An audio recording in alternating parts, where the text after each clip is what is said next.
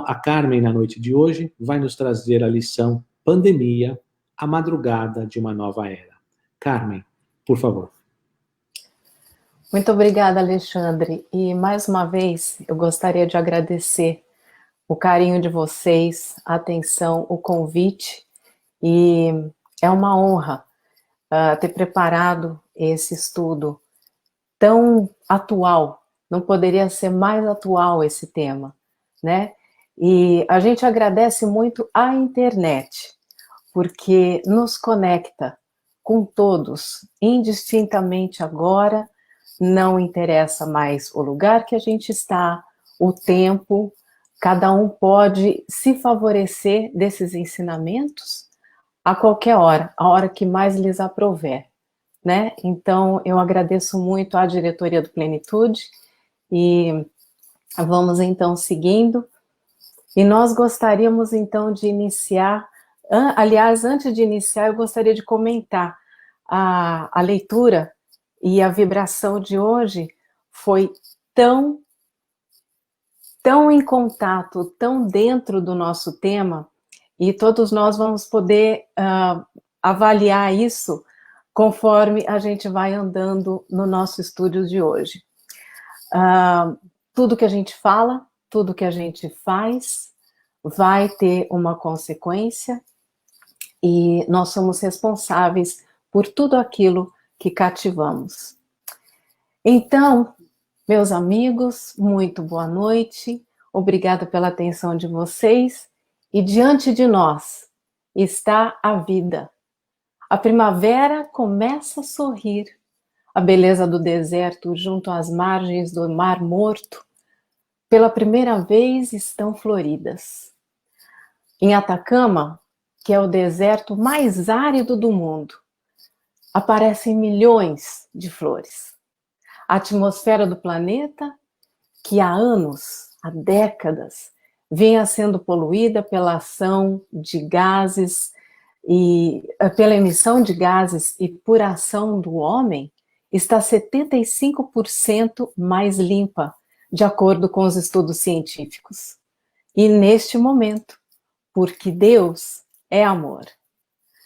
E dos escombros desse caos aparente, vai sair uma nova geração, a que vai formar um mundo de regeneração. Da madrugada escura em que nos encontramos, vai sair uma nova primavera. Uma primavera de luz, adornada pelas bênçãos da alegria. Vivemos um mundo grave na história da humanidade. Periodicamente, a sociedade é sacudida por um clamor de sofrimentos. Dessa vez, o coronavírus chega no auge das nossas conquistas intelectuais, das nossas conquistas morais, das nossas maravilhosas conquistas do infinito, no macro e no microcosmo. E a Terra estremece. E como estremece, nós estamos vendo isso. É claro que o isolamento social a que nos estamos impondo, a que nos estamos sendo compelidos, amargura-nos, mas essa é uma terapêutica espontânea, ou melhor, é uma terapêutica preventiva, das mais valiosas. E devemos respeitar e contribuir da maneira mais espontânea e jovial. É necessário que nós compreendamos que não nos encontramos no jogo do azar, do acaso, mas dentro de leis soberanas que regem a vida. E essa convocação, o coronavírus, é para que melhoremos os nossos sentimentos e as dores morais que estavam devastando a nossa sociedade.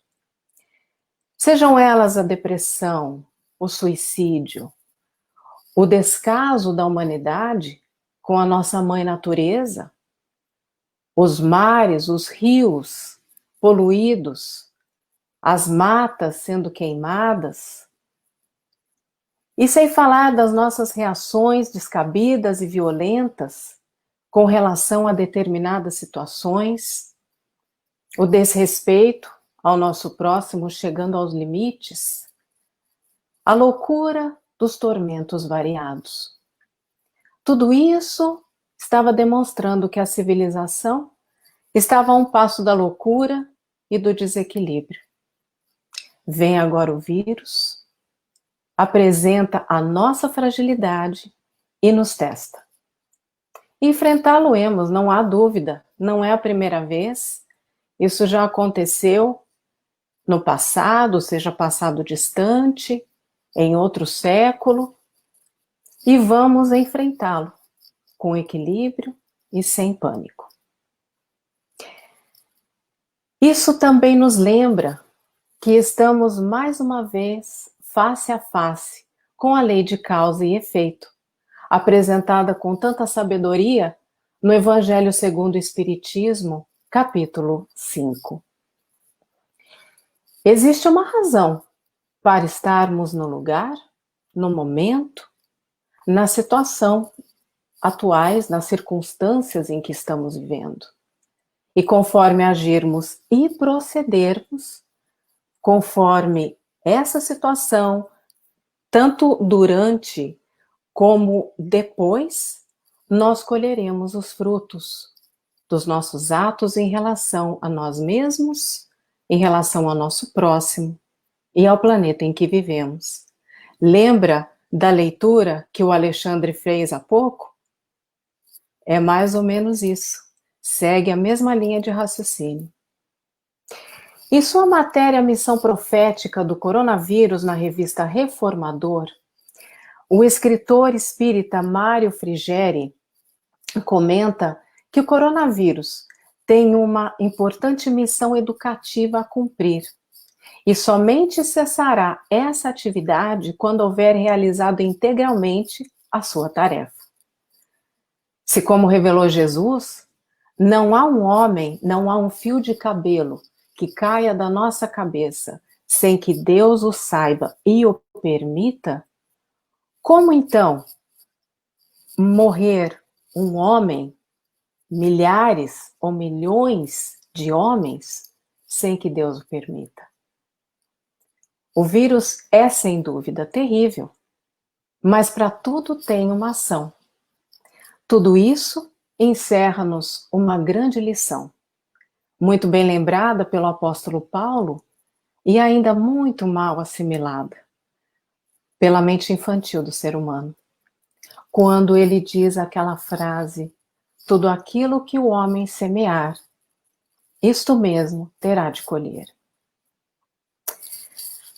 No livro A Bússola e o Leme, de Haroldo Dutra Dias, aliás, gostaríamos de fazer um parênteses para esse livro, é excelente, altamente recomendado.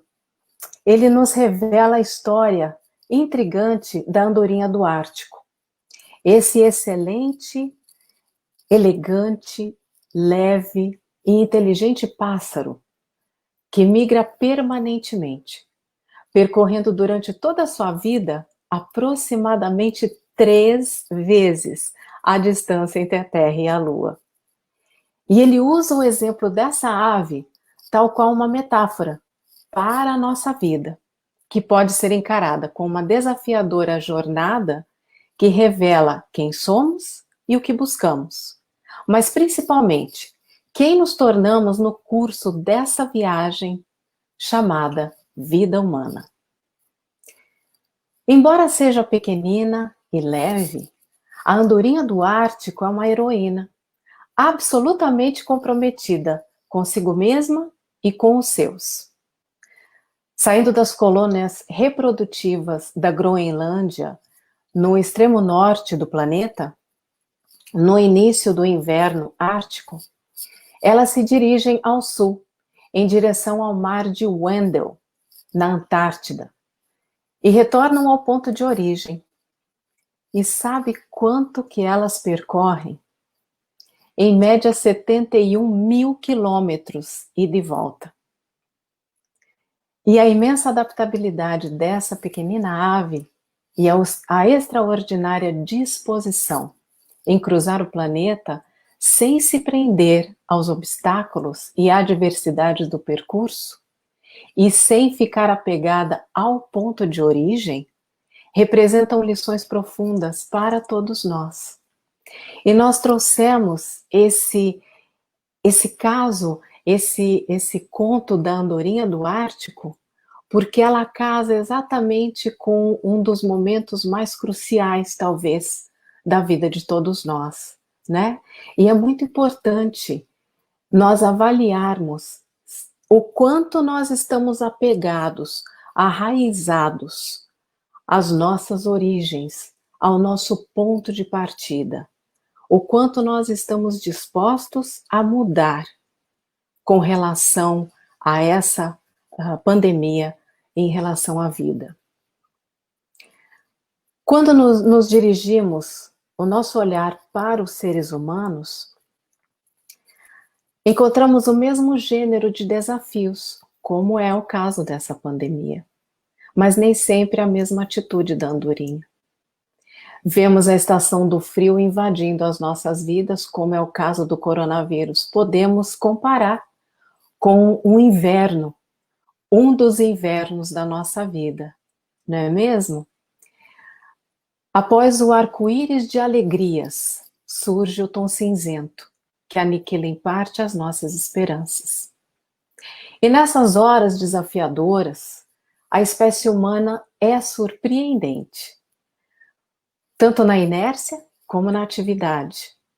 Ao lado das disposições mais corajosas de resistência e luta, encontramos também a desilusão, a amargura e, infelizmente, muitas vezes, até mesmo a desistência do próprio ato de viver. E o que falta a nós, aos seres humanos, para lidar com a cíclica estação da invernada, a cíclica estação de cada inverno da nossa vida? E aí o livro nos conta. É uma palavrinha curtinha que a gente ouve desde que éramos crianças. A fé. A fé que remove montanhas, como contava Jesus. Pois todo período difícil e desafiador da nossa vida tem data certa para terminar. Assim como esse que nós estamos passando. Ele vai passar. Mas é como Mário Frigeri nos disse, ele tem a tarefa educativa.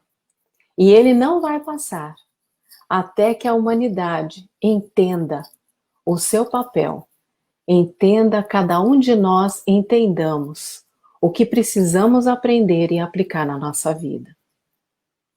O enfoque do livro é basicamente aprender a enfrentar os períodos de crise e desafio da nossa vida com mais habilidade e sabedoria. E aí, então, ele nos conta que ao lidarmos com as periódicas crises da vida, é importante relembrar 3 questões fundamentais. A primeira é o que está, avaliar e identificar o que está acontecendo. A pandemia está aí. É um fato físico que atinge a humanidade inteira. Aí depois vem a pergunta: como está isso acontecendo? Como é que a humanidade está lidando com isso? Uns lidando com respeito, outros nem tanto. E aí vem uma terceira pergunta: aonde e em que área da nossa vida isso está acontecendo? A pandemia é um fator externo, mas como ela está afetando a nossa vida interior, o nosso eu íntimo, e como isso vai repercutir na minha vida daqui para frente, nas nossas vidas daqui para frente. Para uns, a crise significa perigo. Para outros, é uma oportunidade. Trazendo as reflexões para o momento atual em que vivemos, entendemos que é bastante humano recuar diante de uma situação tão dolorosa, desejar ardentemente que isso não estivesse acontecendo e que tudo volte ao normal, do jeito que era antes. Ou simplesmente recusar a mudança, o que não é possível porque o vírus está aí e está batendo a nossa porta. No entanto, podemos e devemos alterar a nossa leitura em relação aos acontecimentos e compreender a crise como uma virada, um estágio ou um degrau crítico no nosso desenvolvimento, a possibilidade de algo novo acontecer, uma transformação para uma nova era da nossa vida, para um novo momento que nos aguarda. E essa nova realidade nos propõe novos padrões, né? É da mudança, é da transformação. Nunca o mundo foi tão volumoso como atualmente. Hoje existem 7 bilhões e 500 milhões de indivíduos vivendo no nosso planeta. Porém, nunca estivemos tão separados. A solidão é individual, é coletiva, é social. A ânsia de coisas novas atirou-nos nas ruas, na busca de experiências, e o lar transformou-se na casa onde dormimos, nem sempre, né? Mas para onde íamos periódica e sistematicamente. Os lugares públicos onde nos divertíamos, nos sentíamos confortáveis, já não soam mais tão agradáveis, ante a ameaça de contágio que paira sobre todos nós. Esse vírus, cego e surdo, como se todos os vírus não fossem cegos e surdos, porque não atendem aos nossos caprichos.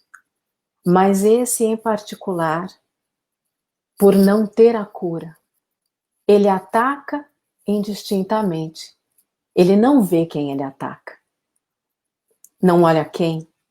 Não escuta a dor ou sente o choro das mães que perdem os seus filhos, os noivos que se separam, as famílias que se desagregam, ante a nossa impotência. E a cura ainda não foi descoberta. Embora tenhamos atingido o máximo que pode se imaginar de tecnologia, mas há leis que não penetramos ainda. As leis cósmicas da vida. E no Livro dos Espíritos, no capítulo 3, onde os Espíritos nos orientam e nos ensinam sobre a lei natural, eles demonstram que a lei de amor abrange todas as outras leis. A lei do progresso, a lei do trabalho, as leis morais, e nos mostra o quanto dependemos do mundo e como somos frágeis perante o mundo. E no item 614 do capítulo 3 do Livro dos Espíritos nos revela o que devemos entender por essa lei natural. E diz assim: é a lei de Deus, eterna e imutável, e o homem só se torna infeliz porque dela se afasta. É mais uma vez, o vírus é uma lição para nós, para que nós possamos nos reorientar, nos reorganizar, nos reinventar. O Espiritismo também nos diz que podemos e devemos desfrutar dos benefícios da tecnologia. Porém, é indispensável que não descuidemos da vitalidade do ser que somos.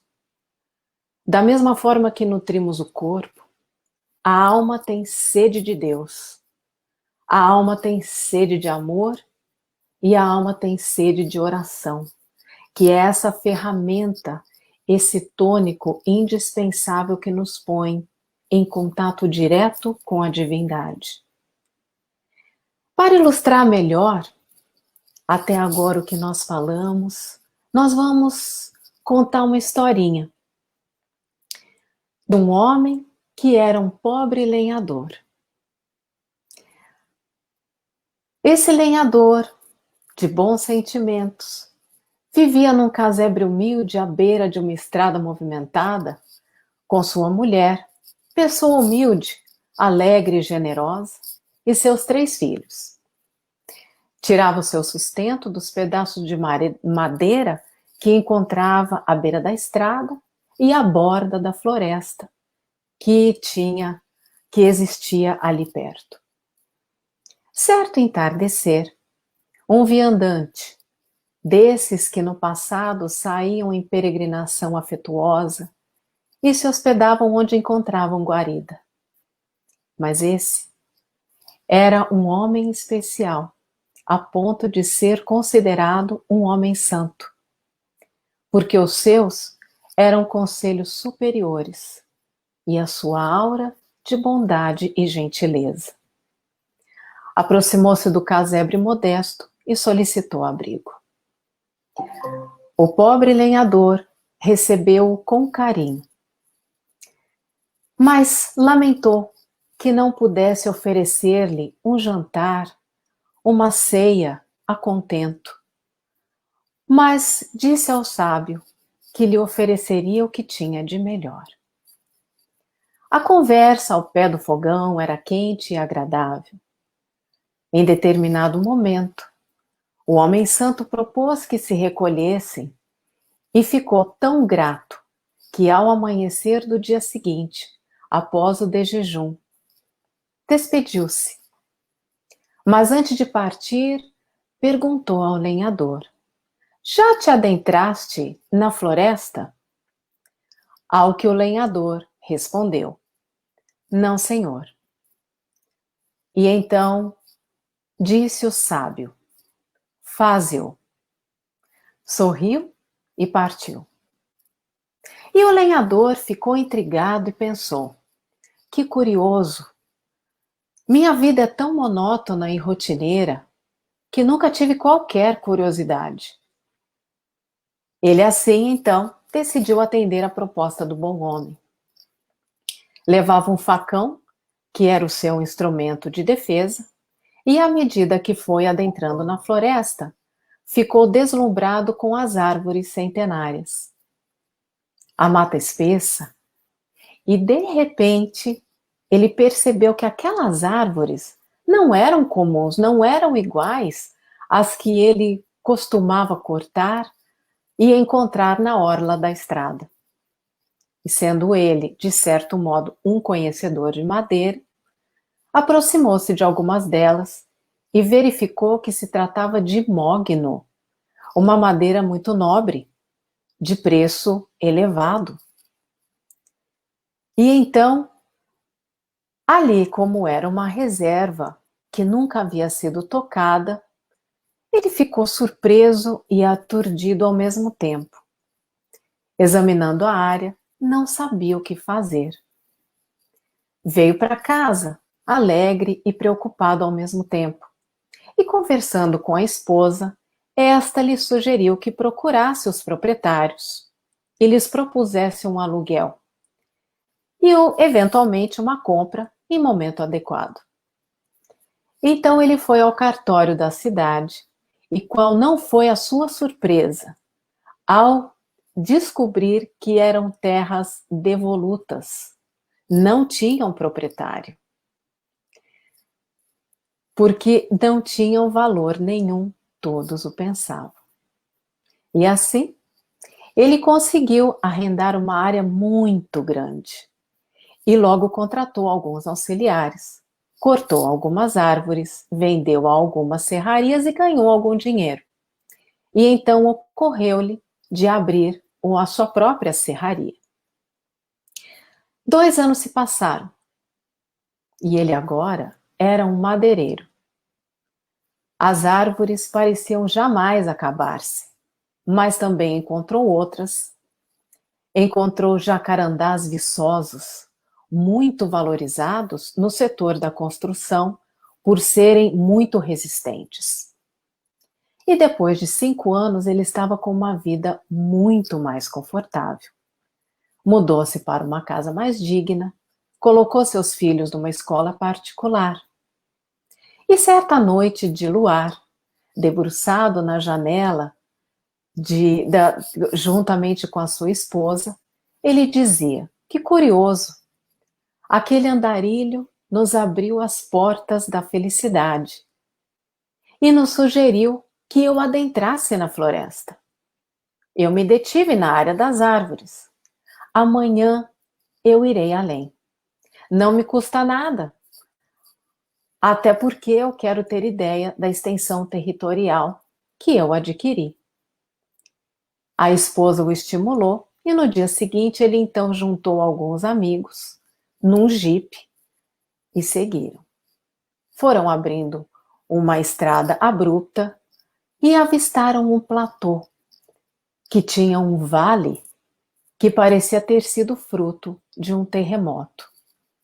Havia lá embaixo um córrego de águas cristalinas, com uma nascente. E eles desceram então uma encosta qualquer e entraram numa caverna onde se encontrava a nascente do rio. De repente, avistaram pedras curiosas, negras, transparentes, esverdeadas, e olhando nas frestas das rochas, viram fios dourados e descobriram que se tratava de ouro. Meu Deus! Eles haviam descoberto uma mina de pedras preciosas e ouro. Não teve dúvida. Ele chamou os amigos, que os fez sócios, e de imediato montou uma mina de pesquisa e, ao mesmo tempo, um lugar para a valorização das pedras, trabalhando-as. 10 anos depois, era um homem muito rico, bastante rico. Já tinha seus 40 anos e agora numa casa muito melhor. Estava no jardim, junto com a esposa, enquanto contemplava sua bela propriedade. Ele sorriu e pensou: como foi bom ter ido além da floresta. Por que eu não fui do outro lado? Eu me detive só ali no rio, pois agora eu vou me adentrar mais. Dessa vez, ele já era uma pessoa mais esclarecida, um excelente homem de negócios, e então contratou um geólogo que o acompanhasse. Após atravessar o córrego, havia uma montanha, e a terra era de coloração muito curiosa, uma coloração peculiar. O geólogo então voltou-se a ele e disse: meu Deus, mas isso é uma mina de cobre. Mas como poderia ser tão abençoado? Ele era proprietário. Então, por que não montar uma metalúrgica? E assim foi. Os anos se passaram, os filhos cresceram e ele começou a ter problemas. Porque agora ele era um grande empresário. E com isso tinha necessidade de estar muito bem com os diferentes sindicatos. Embora tivesse dinheiro, a sua vida não era invejável. Havia sempre um funcionário, um sindicato, criando problemas. Sua família desfrutava de uma fortuna farta, de muitos bens. Seus filhos eram fruto de uma sociedade um tanto anárquica. Não correspondiam aos anseios do pai e nem se preocupavam por serem os herdeiros naturais. Certa noite, ele meditava e lamentava. Quando era um lenhador, tinha muitos desconfortos, mas tinha paz. O amor da esposa, a dedicação dos filhos. Agora ele vivia numa sociedade que lhe exigia muito e, sem o querer, tinha muitos inimigos, os competidores. E pensava que talvez fosse uma boa ideia desfazer-se de tudo. Foi quando ele teve um insight.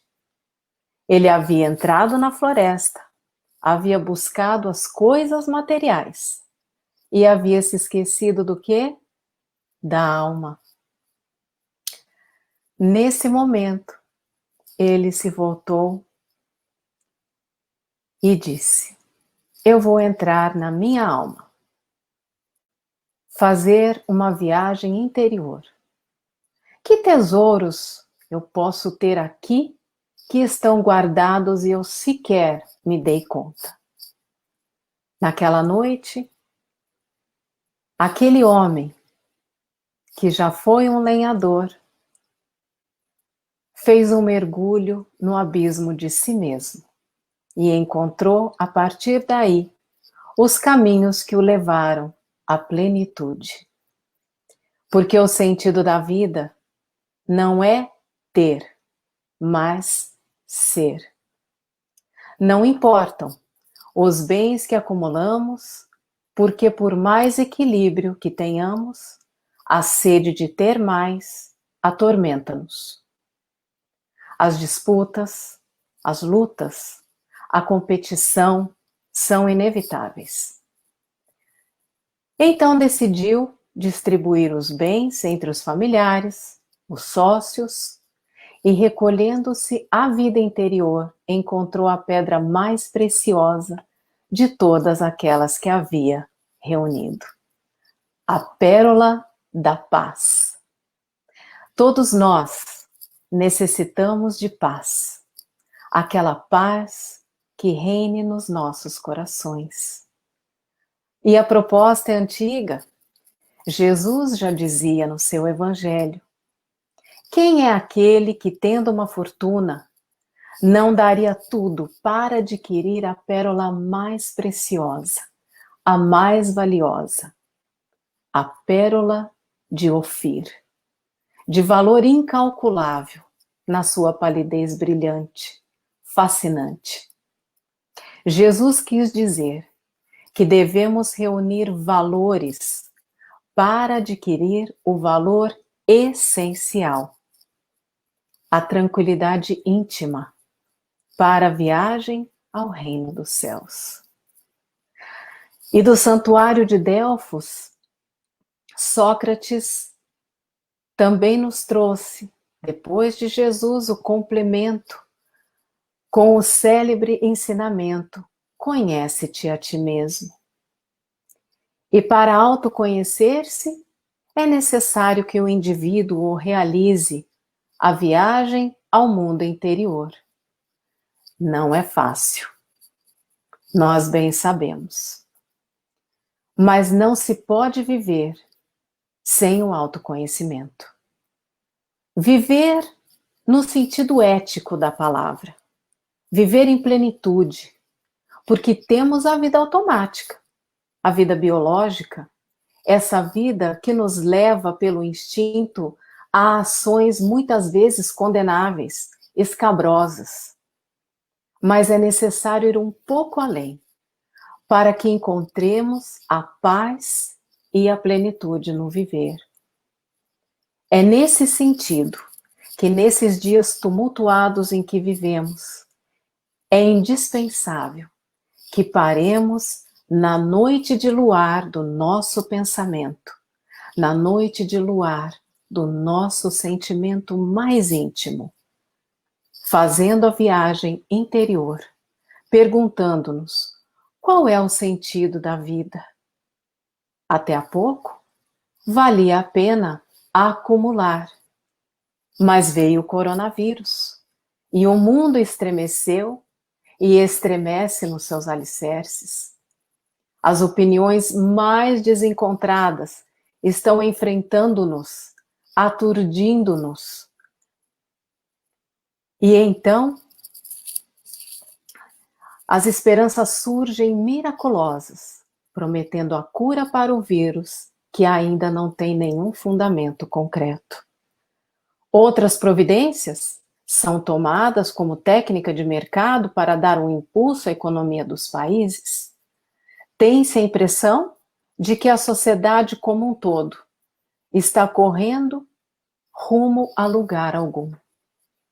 Ocorre que nos esquecemos que somos o espírito imortal reencarnados em um corpo transitório, em um corpo belo ou deformado, mas que serve de trampolim para o grande salto quântico em direção à imortalidade. Agora, o vírus nos surpreendeu, porque nascido lá longe, na China, tínhamos ideia, dificilmente chegaria até nós. Equívoco, como nós estamos vendo, já está na segunda fase de contaminação mundial. Porque nesses tempos de aldeia global, é impossível que uma situação, um problema, permaneça isolado em qualquer lugar. Os meios de comunicação, sem falar nos meios de transporte quase instantâneos, né? Cada vez mais rápidos e avançados, levam-nos de um lado para outro, de uma ponta do planeta a outra. É como a mensagem de Emmanuel, que diz que não nos equivoquemos, pois vivemos todos interligados, e o que acontece num hemisfério, mais cedo ou mais tarde, é sentido no outro. E então, o que fazer? Primeiramente, pensar em Deus, se equilibrar. Não é hora de pânico, é hora de refletir, mais uma vez nos reequilibrarmos, reinventarmos, nos reconstruirmos. Segundo lugar, atender e seguir as recomendações das autoridades sanitárias. Porque eles são os cientistas, eles são os estudiosos, estudaram por anos. Essa é a função deles. Então vamos colaborar com a maneira espontânea e jovial que dissemos no início do estudo, usando a máscara, ficando em casa, né? Desfrutando do convívio familiar, tão esquecido, o distanciamento social. Se não precisamos ir num lugar, não vamos, não há necessidade, não é? Então, usar a máscara, distanciamento social, lavar as mãos com frequência com água e sabão, bem lavados, lavar os alimentos que chegam à nossa casa para que eles possam ser armazenados de forma correta e limpa. Vamos praticar a higiene. Em terceiro lugar, aproveitar a oportunidade que nos está sendo concedida pelos planos mais altos, não é? Pelas falanges do bem, pelos espíritos benevolentes, auxiliares de Jesus, que é o guia da humanidade, para reavaliar a nossa conduta. Reaprendamos a convivência familiar, como já dissemos, e nos reconciliarmos conosco e com o mundo exterior. Vamos procurar, a internet está aí para fazermos uso dela, o bom uso dela. Vamos buscar pessoas que há muito nós estávamos distantes, são pessoas queridas que tínhamos saudades, tínhamos perdido o contato e agora, com a ferramenta das redes virtuais, podemos fazer uso para nos reencontrarmos. Vamos buscar o mundo exterior, vamos buscar as amizades, fazer a fraternidade, sermos solidários. Agora é a hora. Vamos agir enquanto é tempo, porque logo tudo isso passará, porque tudo passa. E o planeta terrestre está sob as bênçãos de Deus. Isso é maravilhoso. Isso nos dá uma esperança, uma expectativa maravilhosa para o futuro. E Jesus é o guia da humanidade. Isso nos dá força, nos dá coragem para continuar. A grande barca que é a humanidade, que singra os mares do universo e tem como guia Jesus, está sendo conduzida a um porto seguro. Mantenhamos a fé em Deus, a solidariedade, a oração, façamos uso desse bálsamo, desse medicamento eficaz de terapêutica preventiva, que há muito está esquecida. E digamos bem alto, para que nós, eu gostaria de convidar vocês para que olhem no espelho e façam esse exercício, dizendo: vale a pena viver. Apesar de tudo, eu sou feliz. Vamos fazer? Mais uma vez, vamos fazer juntos, agora que estamos juntos, e depois fazemos então olhando no espelho. Vale a pena viver. Apesar de tudo, eu sou feliz. E assim, nós agradecemos muito a companhia de todos vocês, a paciência por nos ouvir.